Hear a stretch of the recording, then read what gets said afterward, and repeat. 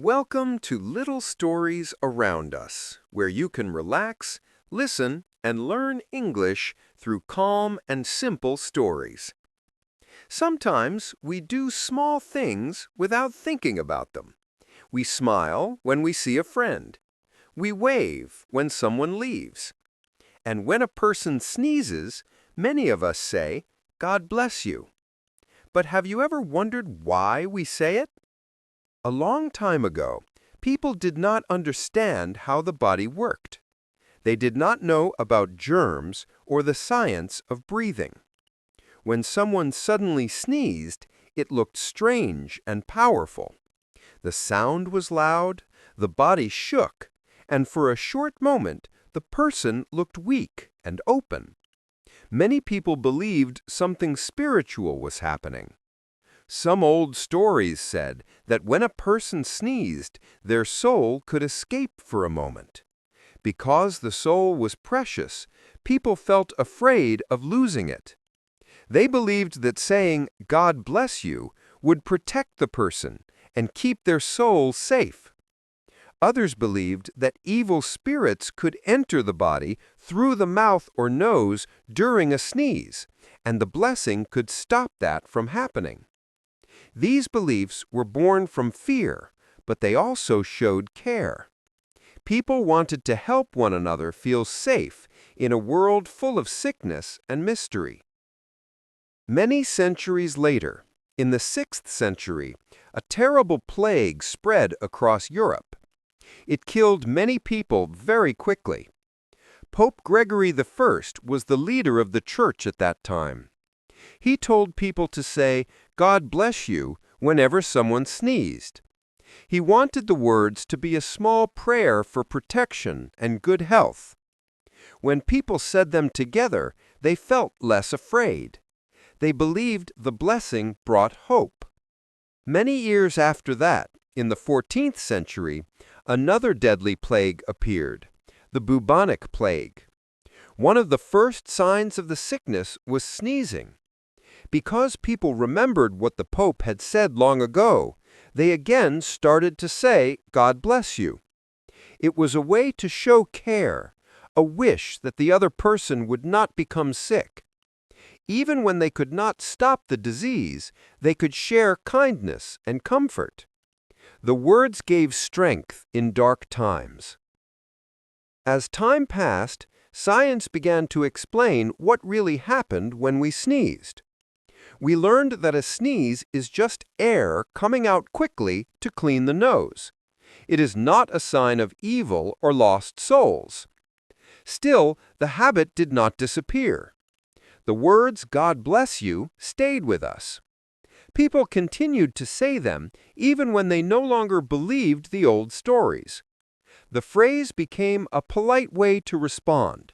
It showed good manners, warmth, and attention. Today, when you are in a library, a classroom, or a bus, and someone sneezes, you might automatically say, "God bless you." The person often replies, "Thank you." It happens so quickly that you hardly notice it. Yet this small exchange carries meaning. It shows that people still care about one another, even among strangers. It is a simple reminder that we are all connected through small acts of kindness. Different countries have their own ways of wishing good health. In Spanish-speaking places, people say "salud," which means health. In Germany, they say Gesundheit, which also means health.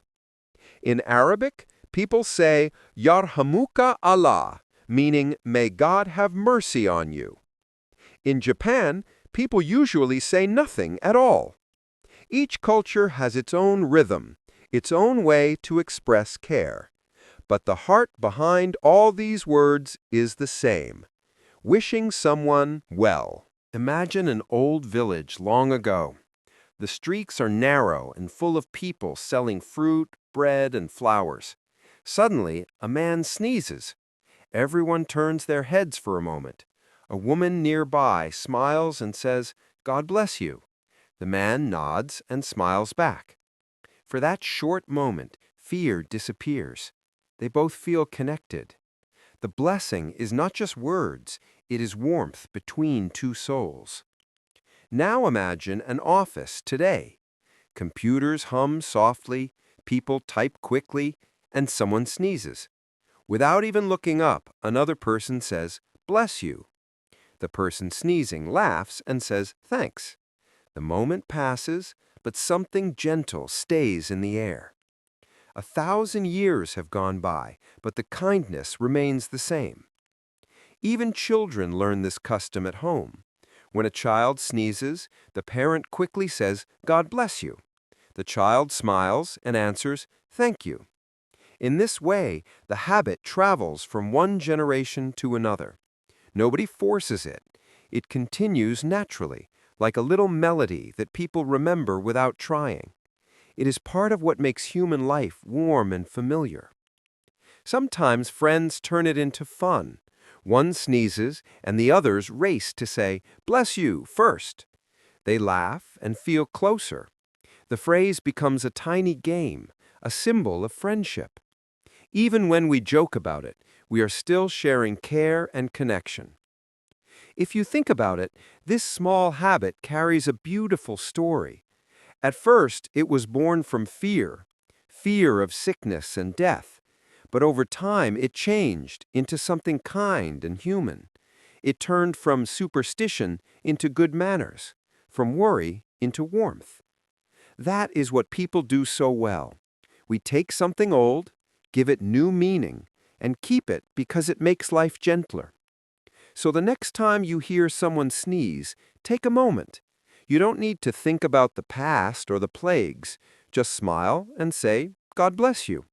You are not only being polite, you are sharing a wish for good health that has traveled through hundreds of years. Your words may seem small, but they still carry hope, kindness, and a piece of human history.